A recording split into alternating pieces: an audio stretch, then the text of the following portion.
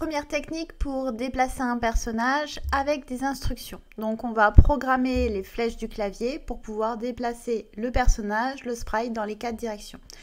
Donc dans la catégorie événements, je vais prendre le bloc quand la touche espace est pressée. Donc quand va être mon instruction. Donc au lieu de la touche espace, je vais sélectionner, je vais choisir dans le menu déroulant flèche droite. Maintenant je vais sélectionner l'orientation de mon personnage, donc dire dans quelle direction il doit s'orienter. Donc s'orienter dans la catégorie mouvement, s'orienter à 90. 90, ce sont des angles, ce sont des degrés.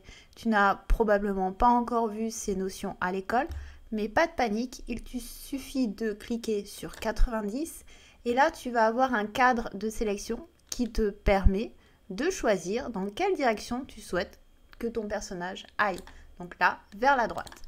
Et ensuite, avancer. On va tester. Donc là, mon personnage se dirige bien vers la droite. Maintenant, je vais faire la même chose, mais avec la flèche de gauche. Donc, au lieu d'aller chercher mes 3 blocs dans chaque catégorie, eh bien, je vais dupliquer cette instruction. Donc, un clic droit, dupliquer, et là, tu vois, j'ai automatiquement une copie conforme de cette première instruction. Il me suffit maintenant juste de changer les valeurs. Donc flèche gauche et maintenant je vais pointer vers la gauche. Je regarde donc la flèche droite et maintenant la flèche gauche, tu vas voir, petit problème, mon personnage a la tête à l'envers. Pour corriger ce défaut, il suffit d'aller dans la catégorie mouvement et de prendre le bloc, fixer le sens de rotation gauche-droite. Donc je vais paramétrer la manière avec laquelle mon personnage va se retourner. On vérifie.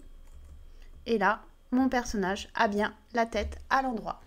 Il me manque plus que 2 instructions à créer pour la flèche du haut. Je change l'orientation. Voilà, je vais pointer vers le haut. Et maintenant, la flèche du bas. Donc je sélectionne flèche basse.